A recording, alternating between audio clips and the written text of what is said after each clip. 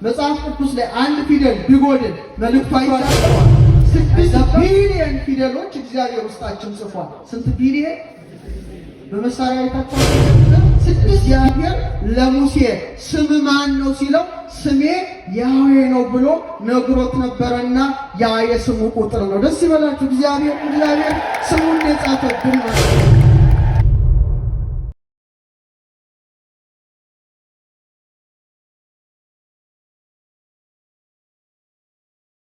በእውነት ሁለቱ የአፍንጫ ቀዳዳዎቿን ስናደንቅ ለመጀመሪያ ጊዜ እፍ የተባለበት የሰው ልጅ ምንድን ነው? የአፍንጫ ቀዳዳ ነው። እግዚአብሔር በኦሪት ዘፍጥረት ምዕራፍ 2 ላይ ምን አለ? ሰውን ከምድር አፈር አበጀው ካለ በኋላ የሕይወትን እስትንፋስ በሁለቱ አፍንጫዎች ምን አለበት? እፍ አለበት ይላል።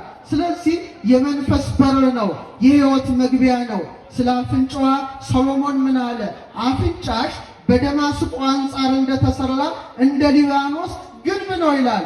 ወጤና ንፍኪ ከመኮል የአፍንጫሽ መዓዛ እንደ እንኮይ ሽታ ነው ይላል። እንደምን ሽታ ነው? ኧረ ድገሙት። እንደምን ሽታ ነው? አዎ የአምላክ እናት አፍንጫዎቿ ምንን አሸተቱ?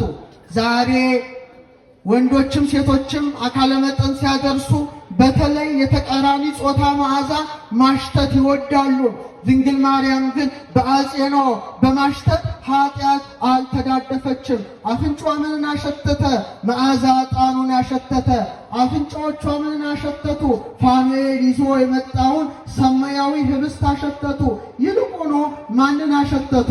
እፍረት ሙዝ የተባለው ኢየሱስ ክርስቶስን አሸተቱ። ክብር አፍንጫዎቿ፣ በእውነት ክብር አፍንጫዎቿ። የወደቀው ሰው አዳም በትንፋሹ ቁጣ ነበረበት፣ ርኩሰት ነበረበት። ደስ ላይ ብትመለከቱት በመሳሪያ ዛሬ ሳይንቲስቶቹ አድንቀዋል። 6 ቢሊዮን ፊደሎች እግዚአብሔር ውስጣችን ጽፏል። ስንት ቢሊዮን? በመሳሪያ የታቸውን 6 ቢሊዮን ፊደል ማለትም 1000 መጽሐፍ ቅዱስ ውስጥ ያሉ የቃላት ብዛት ማለት ነው። መጽሐፍ ቅዱስ ላይ አንድ ፊደል ቢጎድል መልእክቱ አይዛባም? አይዛባም? እንደሚዛባ አንድ ፊደል ከዲኤንኤያችሁ ቢጎድል ምንድነው የምትሆኑት? በዊልቸር ነው የምትሄዱት። አንካሳም አካላችሁ ሁሉ ይተሳሰራል። እግዚአብሔር ስራው ድንቅ ነው። አመስግኑት። የውስጡን ፓርት ግን በጣም የሚገርመው እያንዳንዳችን ውስጣችን የተጻፈውን ፊደል እንጻፍ ቢባል 50 ዓመት ይፈጅብናል። ይህ በሁሉ ሳይንስ ያረጋገጠው በመሳሪያ ሲታይ እንዲያይቆም መሰላል ነው። እንደዚህ ይወጣል፣ ይወርዳል፣ ይወጣል፣ ይወርዳል። ማን አስቀምጦታል? እግዚአብሔር አስቀምጦታል። እንደው ቢፈታና ቢለቀቅ ከሰውነታችን ቁመት ይበልጣል። የሰማችሁ ነው። ግን በጣም የሚደንቀው 10ኛው ላይ 5ኛው ላይ 6ኛው ላይ እና 5ኛው ላይ እግዚአብሔር ድልድይ ያስቀምጦበታል። 10 በሉ እስቲ 6 5 10 5 6 5 በቃ ባጭሩ 10 5 6 5 ትንሽ ከፍ አድርጌ ልንገራችሁ እና ሳይንቲስቶች ሲያዩ በተለይ የእስራኤል ሳይንቲስቶች ነው ያገኙት እና ይሄ ሰው ላይ ያለ ነው። ለምንድን ነው እግዚአብሔር ይሄን ነገር ሰው ውስጥ እያንዳንዱ ሰው ውስጥ ያስቀመጠው ነው? ምርምር ጀመሩ። በመጨረሻም ሲመራመሩ የብሉይ ኪዳን መምህራን ተጠሩ። እዛ ሳይንቲስቶችም የሃይማኖት ሊቃውንት አንድ ላይ ነው የሚሰሩት። እንደኛ ሀገር የተበተነ አይደለም። 10 5 6 5 በኋላ 10ኛው ፊደል ዮድ ነው። እስቲ በሉ እጆች ሰሩኝ አበጃጁኝ። 5ኛው ሀ ነው። 6ኛው ወ ነው። 5ኛው ሀ ነው። ተገጣጥሞ ሲነበብ እግዚአብሔር ለሙሴ ስም ማን ነው ሲለው ስሜ ያህዌ ነው ብሎ ነግሮት ነበርና ያ የስሙ ቁጥር ነው። ደስ ይበላችሁ። እግዚአብሔር ስሙን የጻፈብን ማለት ነው። እያንዳንዱ ሰው ውስጥ የማን ስም አለ ማለት ነው? የእግዚአብሔር ስም አለ። ለዚህ ነው ቅዱስ ጳውሎስ እናንተ እግዚአብሔር ቤተ መቅደስ እንደሆናችሁ አታውቁምን? ማንም አለ ያን ቤተ መቅደስ ቢያፈርስ እግዚአብሔር እርሱ ምን ይለዋል? ያፈርሰዋል። የእግዚአብሔር መቅደስ ቅዱስ ነው፣ ያውም እናንተ ናችሁ አለ። የሰው ልጅ ይደነቃል። ለምሳሌ እያንዳንዳችንን እግዚአብሔር ሲፈጥረን ስንት የጀርባ አጥንት ሰጥቶናል? 33 እስቲ በሉ። አይሰማም። ከዛ በኋላ ምን አለ? የራስ ቅል አለው። ከዚህ ጀምራችሁ እስከዚህ ድረስ ብትመለከቱ ቁጥሩ 33 ነው። ከዛ የራስ ቅል አለ።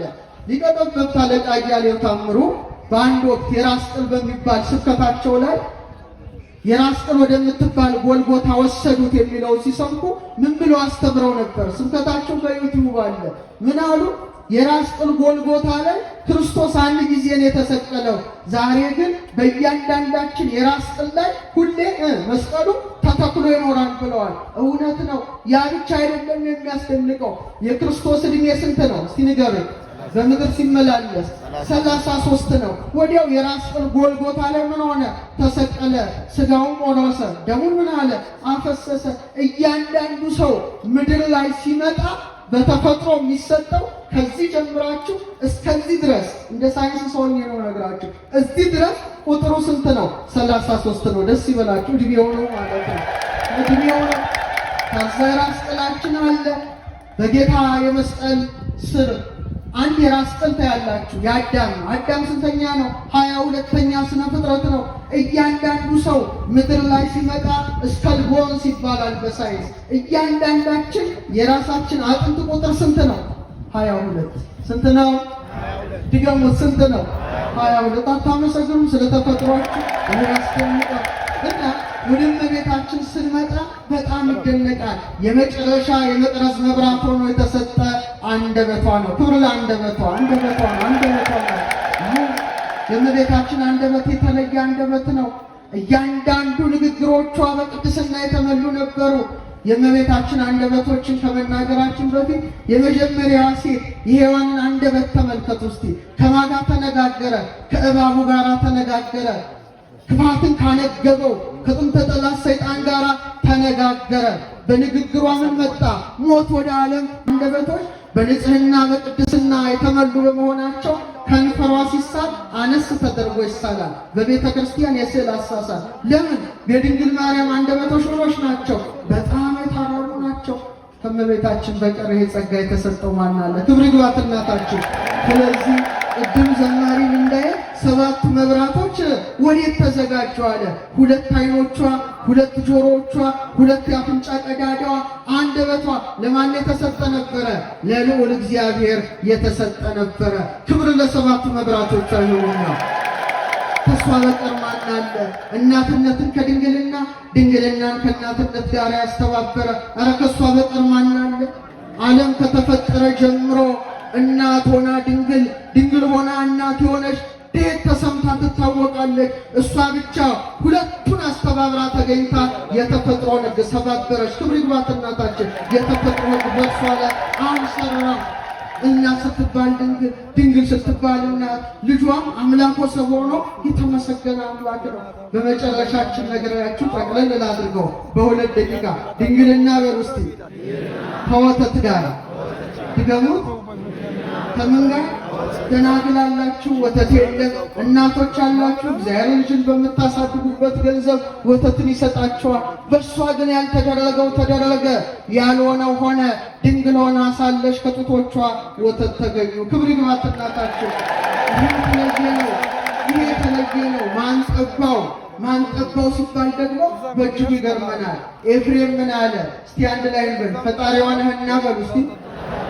ለድንግል እናት ለጡቶቿ ወተት ሰጠ። ልጇ ነህና ከሰጠሃት ወተት መልሰ ጠባ። ነገር ነው ፈጣሪዋ ስለሆንክ ነው ወተት የሰጠሃት። ልጇ ስለሆንክ ደግሞ ከሰጠሃት ወተት መልሰ ጠባ። ድንግል ለአንተ ለሁሉ መጋቢ የተውሶ ወተትን ሰጠች አለ። የምን ወተት? ማን ያዋሳል? የሚጠባው ነው። ሰማያትን በዘረጋው ቀኝ እጅ ምን አልካለ? ጡቶቿን ጨበጥ። ክብር ለዚሽ ንግሥት፣ ክብር ለዚሽ ንግሥት። እና ዛሬ ቤተ መቅደሷ ወደ ቤተ መቅደስ የገባችበትን በዓል በምናስብበት በዚህ ታላቅ የበረከት ዕለት እችን ቦታ ደግሞ ማሰብ ያስፈልገናል። እመቤታችን 7ቱ መብራቶቿ ሁሉ የበሩ እንደነበሩ በእውነት ታሪካ ነገሥት በዓታ ለማርያምም 7ቱ ጉባኤቶቿ ሁሉ እንደ ብርሃን የበሩባት ታላቅ ቦታ ናት። ክብር ለዚች ቦታ ይሁን። በእውነት ዘኩለንታ ወርቅ ብሎ ምግባር፣ ንጽሕና፣ ቅድስና ወርቅ እንደሆነ ሁሉ የታሪካ ነገሥት ቃለ እግዚአብሔሯ ከወርቅም በላይ ወርቅ እንደ ዕንቁ የሚታይ ነው። ክብር ለዚች ቦታ ይሁን። በእውነት ታላቋ ግርማዊት በእውነት ንግሥተ ነገሥታት ዘውዲቱ ለታላቁ አፄ ምኒልክ መታሰቢያ የሚሆነው ይህን ታላቅ ቤተክርስቲያን ሲያሰሩ 10 ዓመት ፈጅቶባቸዋል። ስንት ዓመት? 10 ፍጹም ቁጥር ነው አይደለም? ስንት ጣቶች አሉ? አላድገሙ ስንት ጣቶች አሉ? እግዚአብሔር ለሙሴ ስንት ቃላትን በሁለት ጽላት ጽፎ ሰጠው? 10 አይደል? በ10 ዓመት ሲፈጸም እዚህ ቦታ ላይ ታሪኩ እንደሚያሳየው የወረደው ቃለ እግዚአብሔር የተለየ ነበረ፣ ዝማሬ የተለየ ነበረ። ኋላ ሊቃውንቱ ማንን አማከሩ? ንግሥት ዘውዲቱን አማከሩ። እቴጌ ሊቃውንቱ ያልቃሉ፣ ይሄ ቃለ እግዚአብሔር ይዳከማል፣ ስለዚህ ምን ስሩ አሉ? ጉባኤ ቤቱን ስሩ አሉ። ምን በሉ? ጉባኤ ቤት ይሰራ። ያን ጊዜ ቃለ እግዚአብሔሩ አይቆምም አሏቸው። በእውነት የዛሬ 90 ዓመት ንግሥተ ነገሥታት ዘውዲቱም ታላቁን የጉባኤ ቤታችንን አቋቋሙልን። ደስ ይበላችሁ። እስካሁን ቃለ እግዚአብሔር በውስጡ ይቀዳበታል። ብዙዎቻችሁ ቤተ ክርስቲያን ስሩ ስትባሉ ሚሊዮን ታወጣላችሁ። ቤተ ጉባኤ ይሰራ ሲባል ግን ይከብዳችኋል። አይምሰላችሁ። ትልቁ ቤተ ጉባኤ ነው። ምንድነው? ቤተ ጉባኤ ነው። አስታውሳችሁ እንደሆነ የእስክንድሪያ የነገረ መለኮት ትምህርት ቤት እኮ እነ ቅዱስ ቄርሎስን እነ ቅዱስ አትናቴዎስን ያወጣ ነው። የአንጾኪያ የነገረ